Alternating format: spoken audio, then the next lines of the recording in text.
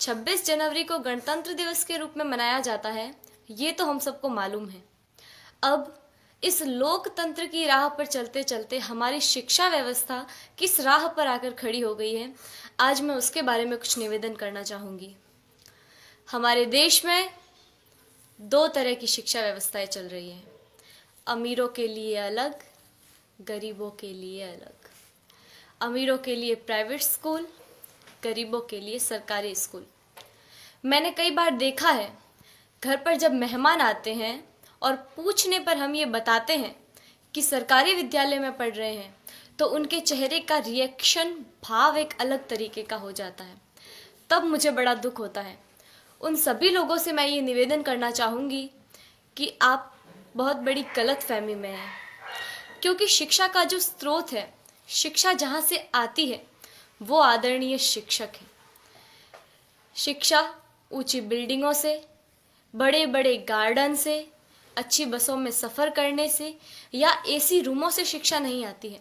शिक्षा आती है शिक्षकों से, और वहाँ पढ़ा रहे सभी शिक्षक राजस्थान सरकार या किसी भी सरकार द्वारा आयोजित शिक्षकों को चयनित करने की परीक्षा में असफल रहे हुए लोग हैं, जिनको सरकार ने शिक्षक बनाने से इनकार कर दिया है।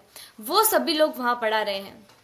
हमारा सौभाग्य है कि हम जिस विद्यालय में पढ़ रहे हैं, वहाँ के शिक्षक राजस्थान सरकार द्वारा आयोजित शिक्षकों को चयनित करने की परीक्षा, जिसमें लाखों लोग भाग लेते हैं, उन लाखों लोगों में से चुने हुए शिक्षक हैं, जिनको राजस्थान सरकार ने शिक्षक बनने के योग्य समझा है। हमारा सौभाग्य है कि हमें ऐसे ट्रेंड टीचर पढ़ा रहे हैं। मुझे गर्व है कि हम अच्छे हाथों में हैं। मेरे दादो सा आदरणीय जय सिंह जी देवल यहाँ विराजे हुए हैं, जो मुझे कभी कभी एक बात कहते हैं कि जितने भी आईएएस, आरएएस या सरकार के किसी भी उच्च पद पर लगे हुए ऑफिसरों में से ज़्यादातर ऑफिसर्स सरकारी विद्यालयों में पढ़े हुए हैं और सरकारी विद्यालयों से ही उत्तीर्ण हुए हैं।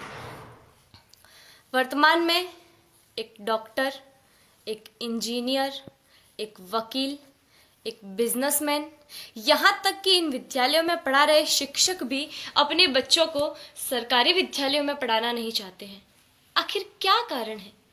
इसका कारण है संसाधनों का अभाव।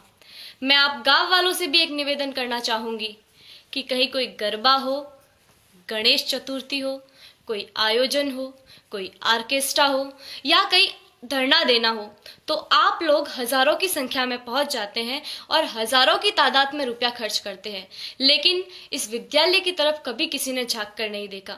इस विद्यालय की ओर देखने का किसी को भी समय नहीं है। मैं आप गांव वालों से ये निवेदन करना चाहूँगी कि जितना जोश आप उधर उन कार्यक्रमों में दिखाते हैं, उतना ही जोश आप इधर इन विद्यालयों के लिए दिखाएं। भविष्य में संजोगवश हम सरकारी विद्यालयों में पढ़ रहे छात्रों में से कोई प्रधानमंत्री या और कुछ बन गया, तो सबसे पहले तो हम ये कोशिश करेंगे कि भारत की तमाम सरकारी स्कूलों को एक उच्च स्तर पर ले आए, ताकि वर्तमान भविष्य में भारत में एक ऐसा समय आए कि सभी बच्चे सरकारी विद्यालय में पढ़ रहे होंगे। मुझे जो कहना था वो कह दिया। मैंने जो कहा वो गलत है या सही, मुझे नहीं पता। इसका निर्णय तो आप लोग ही कर सकते हैं। मेरे जो मन में था वो कह दिया। अब मुझे बहुत अच्छा महसूस हो रहा है। जय हिंद, जय भारत।